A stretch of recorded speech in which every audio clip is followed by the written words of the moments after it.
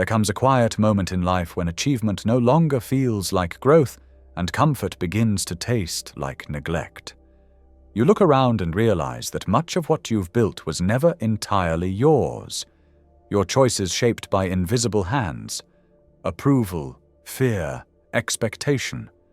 The years have been kind to your image, but unkind to your essence. Somewhere between who you were and who you became, something was left behind. Not lost, but sleeping. It speaks in daydreams, in the faint ache of nostalgia, in the quiet envy of those who still dare. And that whisper you keep hearing, that is not regret. It is a memory of possibility calling you home to the forgotten self. There is a kind of amnesia that does not erase memory but meaning. One wakes each morning, performs the rituals of existence, work, obligation, conversation, yet somewhere behind the gestures, something vital has dimmed. It is not depression, nor even unhappiness. It is the subtle feeling that the days have become rehearsed, that the life being lived feels like a performance whose script was written long ago by someone else.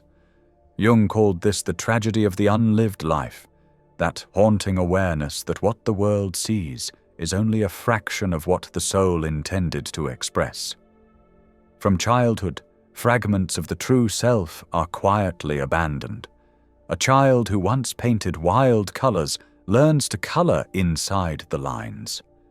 A curious mind learns which questions are too much. Each adaptation, each act of self-restraint, is rewarded by belonging. Yet beneath this adaptation lies a quiet betrayal, not of others, but of one's own possibility. The psyche, as Jung observed, seeks wholeness, and what is disowned does not disappear. It descends, forming what he named the shadow, a vast unseen territory of forgotten desires, talents, and instincts still pulsing with life. Modern psychology recognizes this in the phenomenon of repression. Neural studies show that unexpressed impulses activate the same emotional regions of the brain as grief. The mind mourns what it silences. Those forgotten capacities do not vanish, they linger as a strange nostalgia, the inexplicable yearning for something more, the restless envy of those who dare, the daydreams that seem to belong to another version of oneself. Neuroscientists sometimes refer to this as existential dissonance, a misalignment between internal potential and external reality.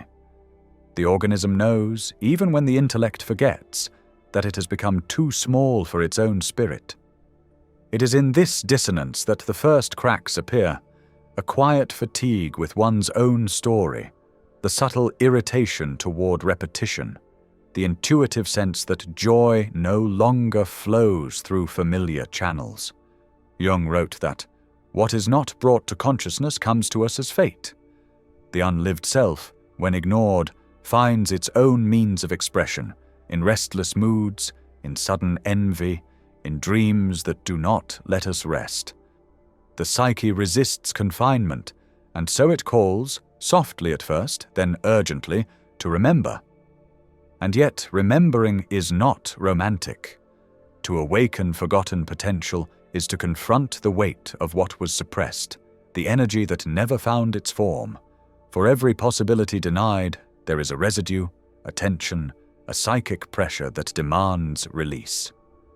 This is where the true burden begins, the unseen gravity of all we could have been, the weight of suppressed potential. If this content is resonating with you, consider subscribing. I make videos that help you see the world and yourself more clearly. Thank you. Unrealized potential does not vanish into the ether. It condenses, like unspent electricity in the wires of the mind, and waits. Jung believed that the psyche is not content with mere survival. It seeks expression. Every unacted impulse, every restrained curiosity becomes stored energy, and energy by its nature must move. When it cannot move outward, It turns inward, pressing upon the individual from within. This is the invisible weight that bends the human spirit, the psychic consequence of unlived life. It manifests quietly, a subtle restlessness in the middle of a calm day, a weariness that sleep does not cure, the strange emptiness that follows an achievement that should have brought joy. These are not failures of discipline or gratitude, they are symptoms of disconnection, signals that one's inner vitality has been diverted from creation to containment. The modern psyche, trained to perform and produce, is taught to suppress these signals, to medicate the ache of unrealized selfhood with distraction. But the tension remains, humming beneath the noise.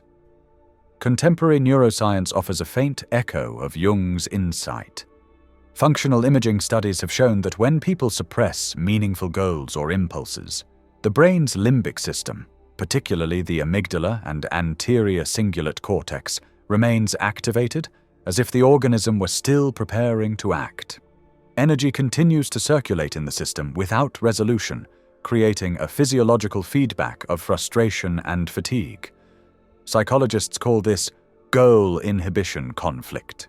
When the drive toward authenticity meets the wall of social conformity, the nervous system itself becomes conflicted. The result is what many now describe as burnout, not merely exhaustion from doing too much, but from being too little of oneself. The weight of suppressed potential also carries a moral dimension. For Jung, unrealized capacity was not simply wasted talent, it was a form of spiritual neglect. He saw in the unlived life a quiet guilt, an unspoken awareness that something sacred has been abandoned. It is why midlife crises, once mocked as vanity, are in truth acts of desperation, the psyche attempting to redirect its energy toward wholeness after decades of fragmentation. Modern therapy observes similar phenomena.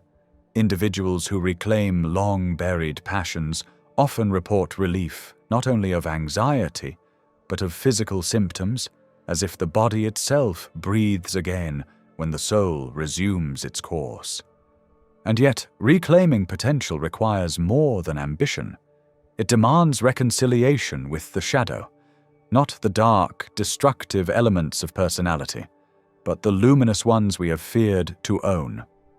Jung called this the shadow of possibility, the part of us that hides not our shame, but our brilliance, not our sins, but our strength. It is this paradox that marks the turning point of transformation, the moment when what once felt like failure reveals itself as fertile ground for renewal, integrating the shadow of possibility. To integrate what has long been forgotten is to enter into a dialogue with what the conscious mind once exiled. Jung warned that we fear not only the darkness within us, but also the light, the sheer magnitude of our own possibility. It is easier to live as a fraction than to confront the vastness of the whole.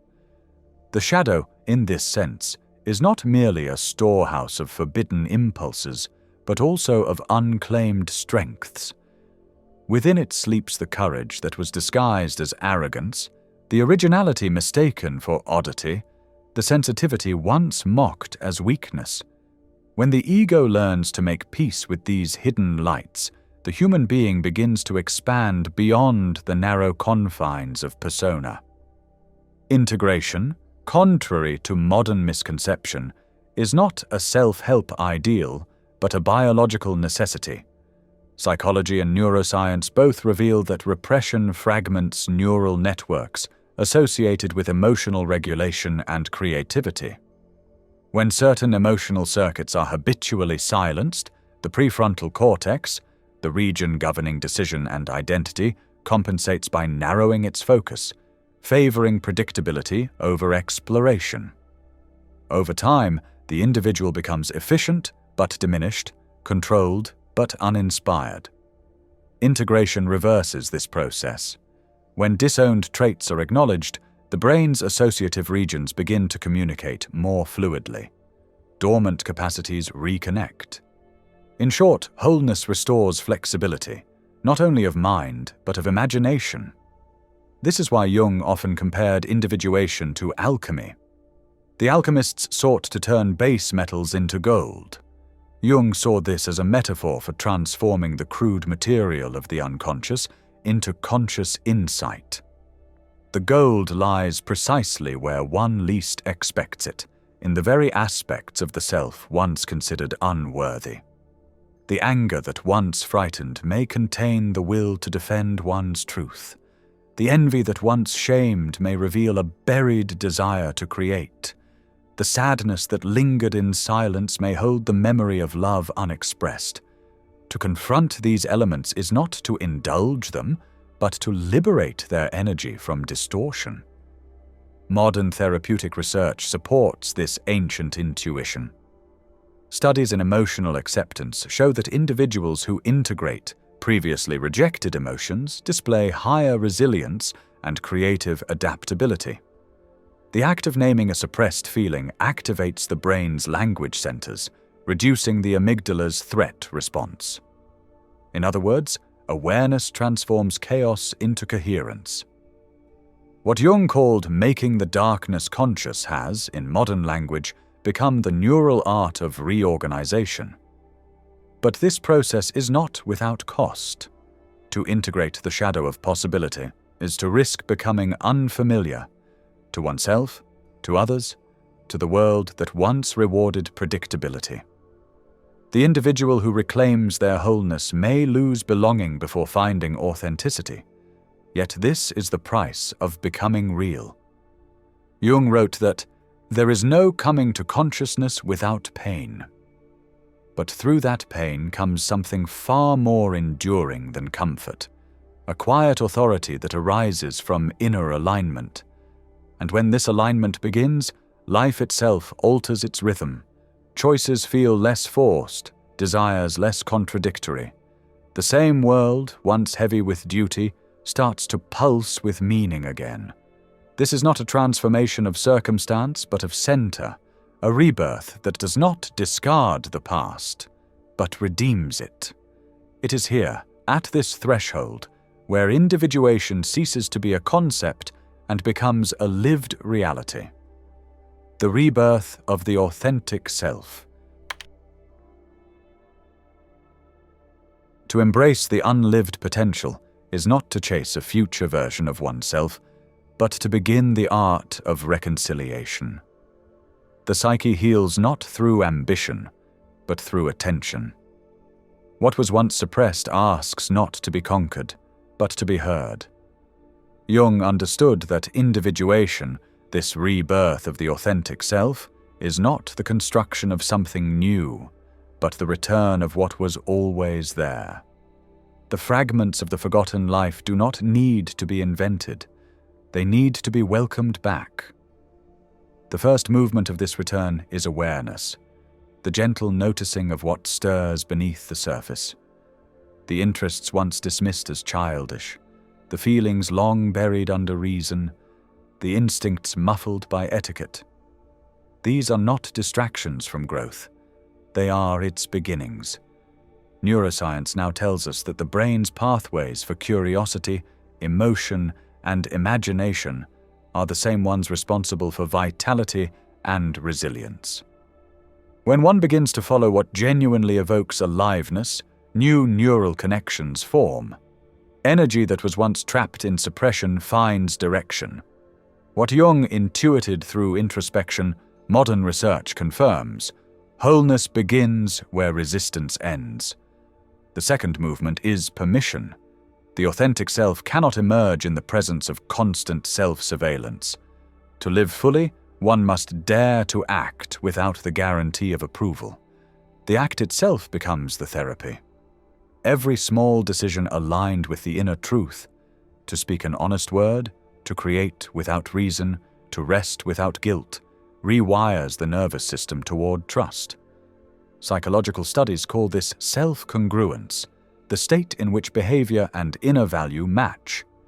It is from this alignment that peace, confidence, and quiet strength arise, not from external validation, but from internal coherence. And the third movement is dialogue, the ongoing communication between the conscious and the unconscious. Jung suggested keeping this dialogue alive through creativity, reflection, and solitude. Writing, painting, walking alone beneath open skies. These are not hobbies, but languages through which the soul converses with itself. The aim is not to perfect the personality, but to stay in relationship with the depths. Modern depth psychology calls this integration maintenance, the continual balancing between outer adaptation and inner authenticity. When this conversation flows, life regains its rhythm. In the end, the solution is not to become extraordinary, but to become whole, to let every disowned piece of the self return to its rightful place. The unlived potential does not ask to be worshipped. It asks to be lived quietly and truthfully through action that feels real. Meaning, vitality and peace are not achievements. They are the natural byproducts of being in alignment with one's own center. If this reflection spoke to something within you, if it reminded you of the silent corners of your own potential, take a moment to share your thoughts below. Your words might awaken recognition in someone who needs it. And if this journey resonated with you, let it continue. Leave a like and carry this dialogue forward. Because every act of understanding, no matter how small, adds to the quiet work of consciousness returning to itself. The endless, beautiful work of the rebirth of the authentic self.